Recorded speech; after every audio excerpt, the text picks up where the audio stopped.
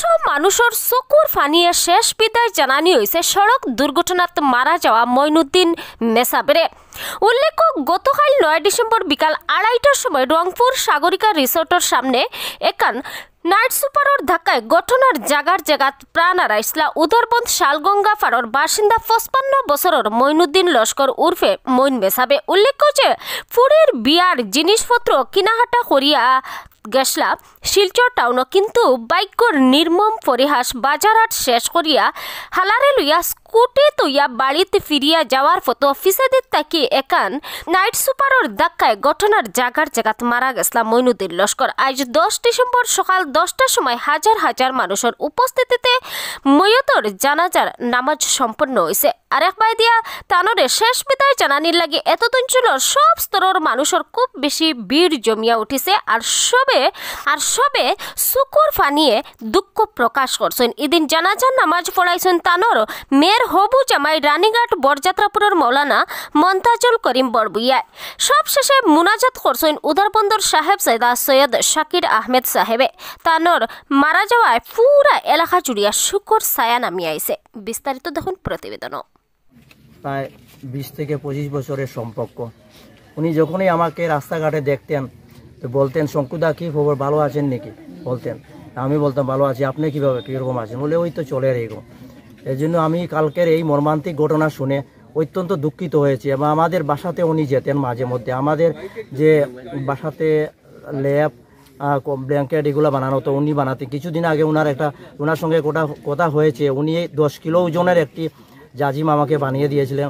প্রায় 4 বছর হতে চলছে, তো অল্প ওটা নষ্ট হয়ে গেছে।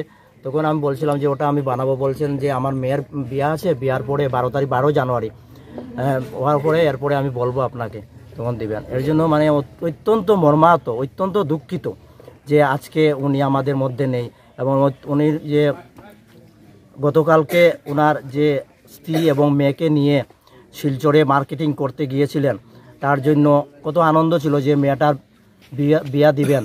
হ্যাঁ, আজকে আমাকে বলেছেন একদিন বাজারের মধ্যে যে শঙ্কুদা আমার মেয়ের একটা ভালো জামাই পেয়ে গেছি, দিয়ে দিব, তোমরা আপনাদেরকে পেতে হবে। আমি ঠিক আছে বলবেন, আমি যাব আমরা। এর জন্য আর কী বলবো, ভাষায় প্রকাশ করার নাই। আজকে অত্যন্ত দুঃখিত, মর্মাহত। আমরা শালগঙ্গা পাড়েরই বাসিন্দা। আমাদের যে মইনুদ্দিন মেসাব ছিলেন, উনি আমাদের এই অঞ্চলের প্রতিটি মানুষের সাথে একটা সদ্ভাব সম্প্রীতি বজায় রেখে চলতেন। কোনোদিন আপদে বিপদে যেতেন, হিন্দু হোক, মুসলিম হোক, খ্রিস্টান হোক, বৌদ্ধ হোক, জৈন, সবার সাথে সম্পর্ক ছিল। এবং সবাই কাউকে দাদা ডাকতেন, কেউ উনাকে দাদা ডাকতো। আমাদেরকে তো সবসময় দাদা বলেই কথা বলতেন। হজে যখন যাবেন তখন উনি প্রায় বেশিরভাগে তো আমাদের ওই টিকল তিমুখাতে ওনার দোকান ছিল, এবং বিশেষ করে ওইখানেই উনি থাকতেন। এবং বিশেষ করে আমাদের যারা আছে মানুষ, হিন্দু মানুষের সম্প্রদায়ের সাথে মানে ওনার সদ্ভাব সম্প্রীতি ছিল অসম্ভব ভালো। এবং প্রত্যেকটা বাড়িতে যাওয়া আসা করতেন। কোনো বিয়া শাদী হতেন, প্রত্যেকে বলেছিলেন যে আমার মেয়ের বিয়ে 12 তারিখ। তো সবাই ভেবেছিলেন যে সবারই তো মেয়ে ছেলে আছে, সুন্দরভাবে বিয়ে শাদী হোক, খুব হাসি ফুর্তি হতো। গতকালকে আমরা যে সময় মৃত্যুর আগে কালকে দুপুরে ওনার সাথে কথা হয়েছিল। এই যে আমরা যারা আছি আমাদের সাথে কথা বলে গিয়েছে কালকে, যে আরও আমরা বললাম যে মেয়ের বিয়ে দাও, বিয়েতে আমরাও আসবো। বললেন হ্যাঁ, খুব ভালো, আমরা বিয়ের জন্য প্রোগ্রাম চালাচ্ছি। এমনকি যখন হজে গিয়েছিলেন তখন উনি আমাকে বলেছিলেন যে বাউলদা আমি চলে যাবো হজে, তো তুমি আমাকে 101 টাকা দিও। আমি বললাম না, 101 টাকা না, 501 টাকা নিয়ে। আর উনি কি একটা জায়গা বলেছিলেন গিয়ে দেখবেন। তো আমি বলেছিলাম যে তুমি তো হজে যাচ্ছ, তো প্লেনে যাবে, তো আমাকে বলেছিলেন আমি জেরুজালেম না কি বললো, যে আমি জেরুজালেম গিয়ে দেখে আসবো। আমি বলি ঠিক আছে, তোমার মনের আশাটা পূর্ণ করে আসিও এবং উপরওয়ালার কাছে দোয়া করিও যাতে আমাদেরও সুখ শান্তি হোক। তো খুব হাসাহাসি করলেন, খুব ভালোভাবে গেলেন। উনি ছিলেন একটা সৎভাষী এবং সত্যবাদী কথা, এবং সবের সাথে সম্প্রীতি ভালোবাসা থাকতেন।